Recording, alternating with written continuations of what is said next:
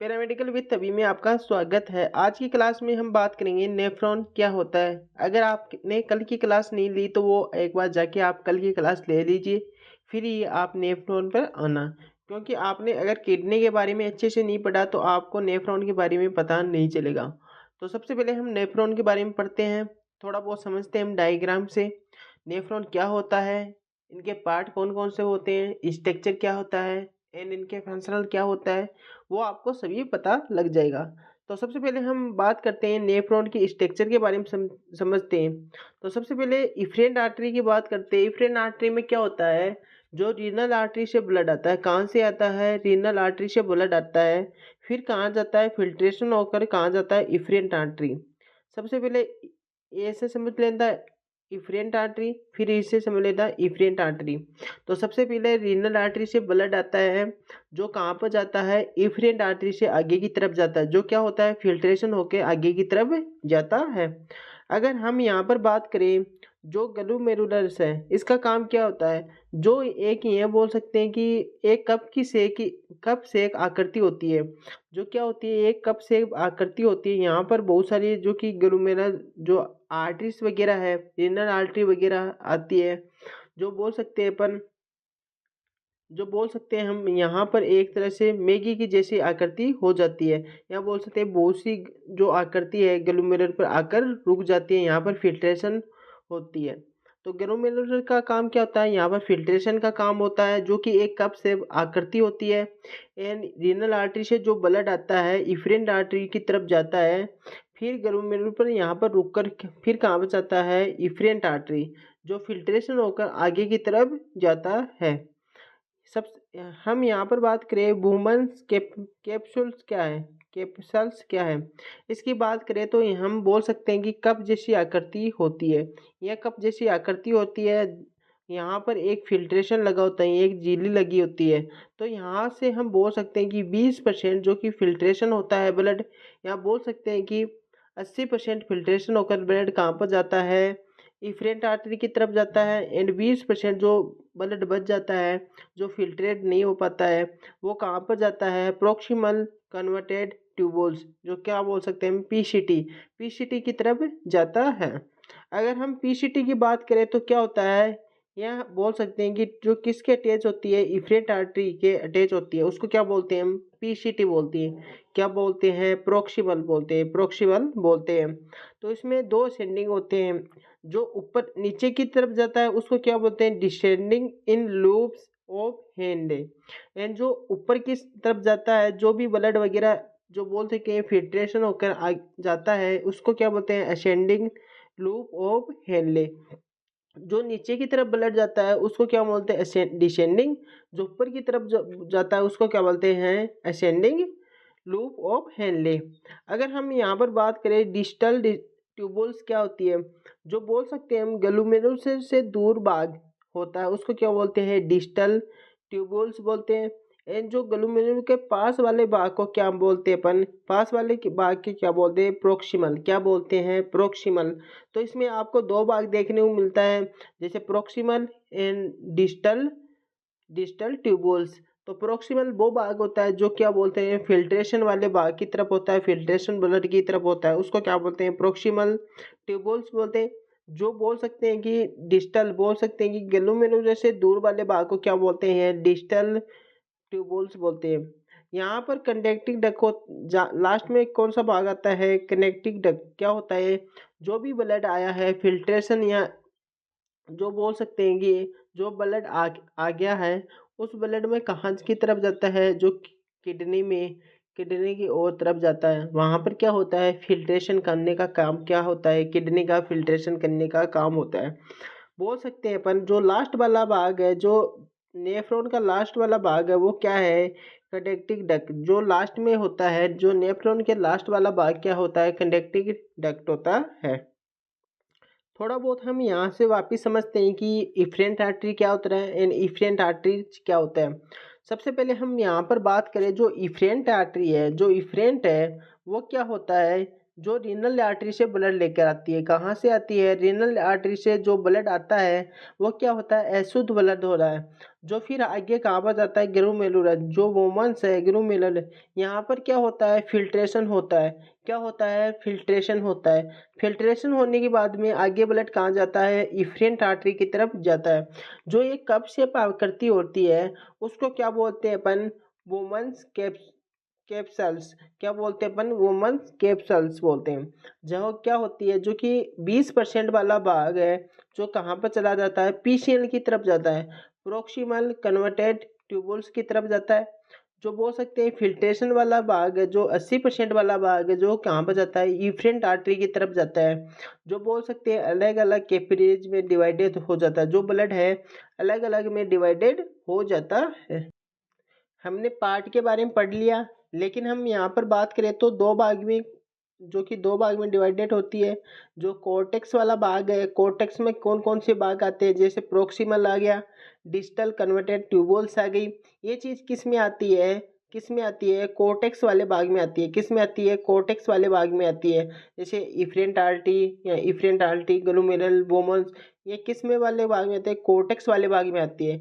यहाँ से फिल्ट्रेशन होता है। कहाँ से फिल्ट्रेशन होता है? इफरेंट आर्टरी के थ्रू। इफरेंट आर्टरी आगे डिवाइडेड हो जाती है। सेकंड वाला भाग क्या है? मेडुला। मेडुला वाले भाग में कौन कौन से आते हैं? जैसे पीसीएल हो गया, डीसीएल हो गया या कनेक्टिंग डक्ट। जो लास्ट वाला भाग है वो कहाँ पर आता है? Connecting duct. जो आगे आपने किडनी के बारे में नहीं पढ़ा तो एक बार किडनी के बारे में पढ़ लेना, वहाँ पर आपको पता लग जाएगा। जो 70% जो कोर्टेक्स वाला भाग है उसमें कौन कौन सा ब्लड जाता है, जो मेडुला वाला भाग है वो कौन कौन सी चीज़ें में जाता है। तो आप किडनी के बारे में अच्छे से समझ लीजिए, फिर आपको अच्छे से समझ में आ जाएगा। अगर हम यहाँ पर बात करें तो आपने दो भागों में डिवाइडेड किया है, कोर्टेक्स एंड मेडुला। जो आगे जाके कहाँ पर होता है? जो किडनी में जो नेफ्रॉन का लास्ट वाला भाग क्या है? Connecting duct. क्या है? Connecting duct. जो कहाँ पर होता है? जो मेडुला का, जो किडनी में लास्ट वाला किडनी का वाला भाग है, कौन सा? मेडुला। वहाँ पर जाके ओपनिंग होती है किसकी? कनेक्टिंग डक्ट की। जो किडनी का फिर काम क्या होता है? फिल्ट्रेशन का काम होता है। अब हम एक ही चीज़ के बारे में समझेंगे कि नेफ्रॉन क्या होता है, इसका काम क्या है। एक ही चीज़ के बारे में समझेंगे। Nephron is a structure in the functional unit of the kidney. Nephron is a structure and functional unit क्या है? Kidney. It has one venial nephron. Normal length of nephron 1.2 to 2.2 inch. इसकी नॉर्मल लेंथ कितनी होती है वो आपको पता चल गया। एंड एक नेफ्रॉन में कितने, जो बोल सकते हैं एक नेफ्रॉन में कितने नेफ्रॉन वगैरह आता है? 1 मिलियन आपको नेफ्रॉन देखने को मिल सकता है। कितने नेफ्रॉन देखने को मिल सकता है? 1 मिलियन नेफ्रॉन देखने को मिल सकता है। Each nephron is made up two part renal capsules of renal tubules। इसके इच नेफ्रॉन के कितने पार्ट्स हैं? जो मेड ऑफ कितने पार्ट है? दो पार्ट आपको देखने को मिले, renal capsule and renal tubules. Renal capsules के बारे में बात करें तो आपको जो बोल सकते हैं रिनल कैप्सूल्स क्या होते हैं? कैप्सूल्स क्या होते हैं? This is the head of the nephron. जो इसका हेड है, ये वाला पार्ट है, जो इसका ये वाला पार्ट है उसको क्या बोलते हैं? Renal capsules. This is the head of the nephron and it is where urine first form. It consist of the glomerular which is the surrounded by the Bowman capsules. जो ये पहले वाला पार्ट है, जो बोल सकते हैं ग्लोमेरुलर वाला पार्ट है, उसको क्या बोलते हैं? Renal capsule. Each renal capsule has two poles. कौन कौन से पोल्स है? जैसे बात करें वेस्कुलर पोल या यूरिनरी पोल। वेस्कुलर पोल क्या होता है? This is where efferent artery के बारे में देखा है, glomerular and different arterial level of the glomerular. इसको ग्लोमेरुलर कर लेना, ठीक है? ठीक है।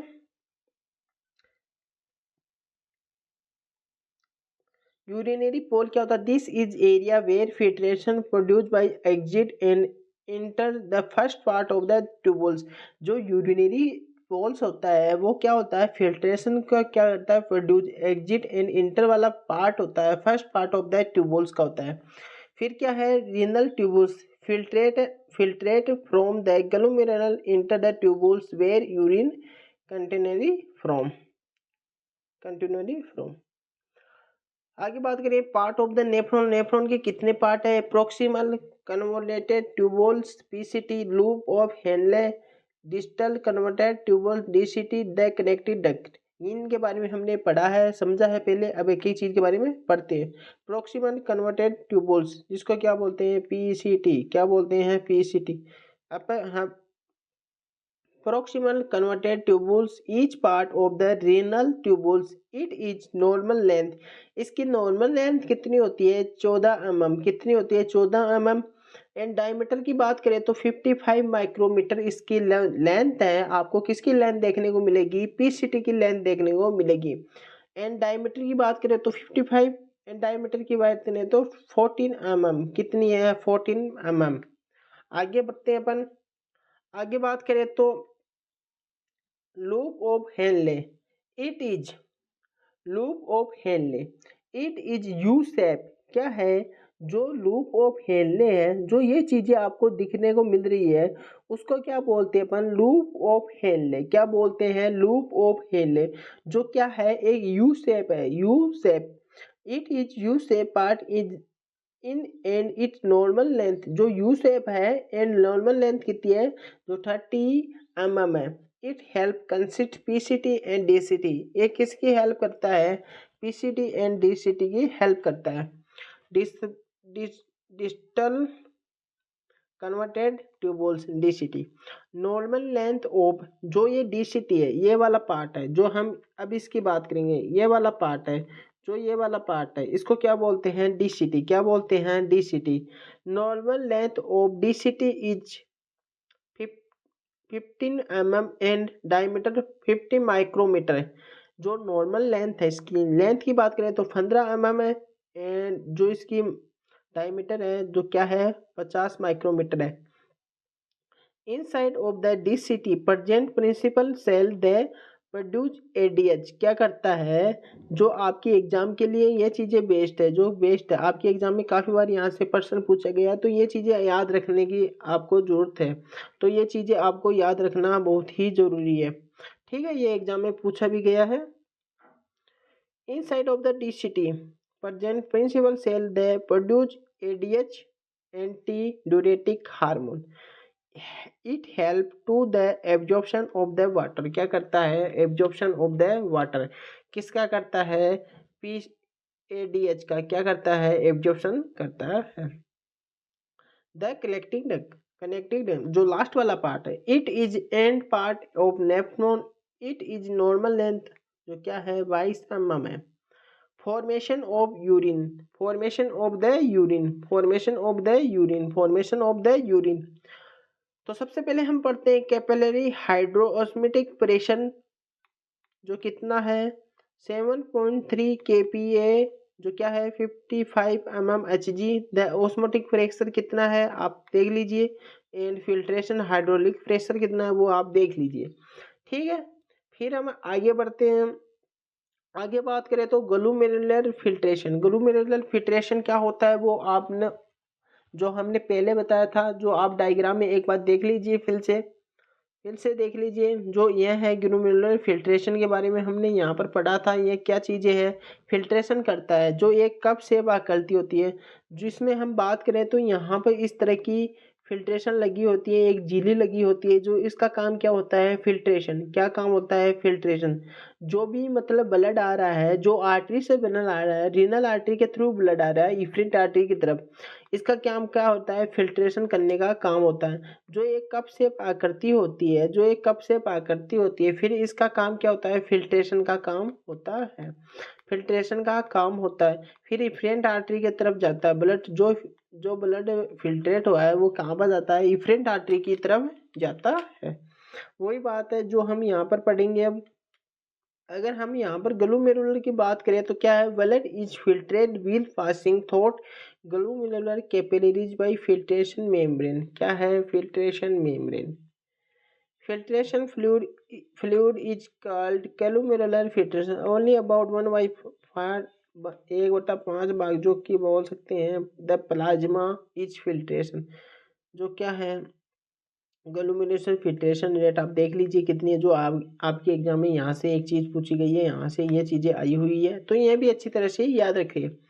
अगर हम यहाँ पर फिर से बात करें ग्लूमिनेटर फिल्ट्रेशन क्या है, तो आपके ये जो ग्लूमिनेटर फिल्ट्रेशन वो इस तरह का होता है, जो क्या होता है, एक कप शेप आकृति होती है। क्या होती है? कप शेप आकृति होती है। क्या होती है? कप शेप आकृति होती है।